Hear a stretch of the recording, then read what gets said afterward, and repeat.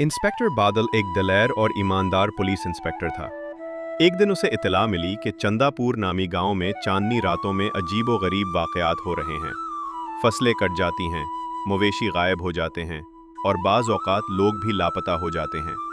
गांव वाले कहते थे कि ये सब एक लंबे साए का काम है, जो इंसान नहीं बल्कि कोई भूत है। इंस्पेक्टर बादल मोटरसाइकिल पे वहां पहुंचा।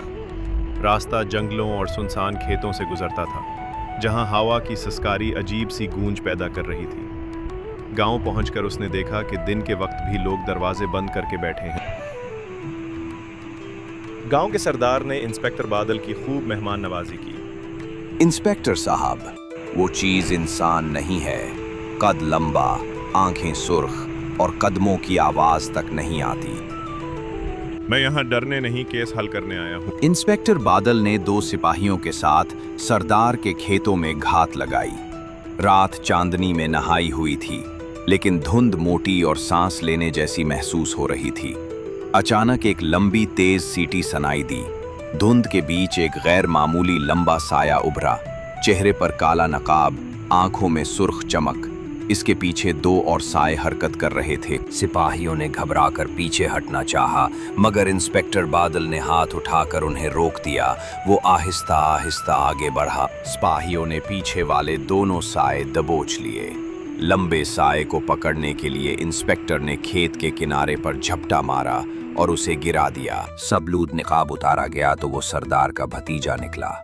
उसने इतराफ किया कि वो लकड़ी और बांस का एक ढांचा अपने कपड़ों के अंदर बांधकर कद लंबा कर लेता था।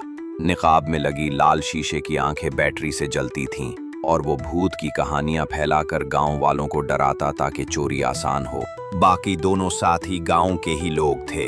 ये तीनों कई हफ्तों से वारदात कर रहे थे और डर की फजा पैदा करके किसी को शक करने का मौका नहीं देते थे। इंस्पेक्टर बादल जानता था कि सिर्फ मुजरिम पकड़ना काफी नहीं, गांव के खौफ को भी खत्म करना जरूरी है। उसने गांव के सब लोगों को बेच चौराहे में जमा किया। फिर उसने वो लंबा ढांचा और नकाब सबके सामने दिखाया और बोला, ये है तुम्हारा भूत। याद रखो, अंधेरे का फायदा सिर्फ वो उठाते हैं जो तुम्हारे दिल में खौफ पैदा करे। जब तुम खौफ छोड़ दोगे, कोई साया तुम पर काबू नहीं पा सकेगा। उस दिन के बाद चंदापुर में कभी कोई साया नजर नहीं आया, क्योंकि गांव वालों ने रोशनी और हिम्मत अपना ली थी।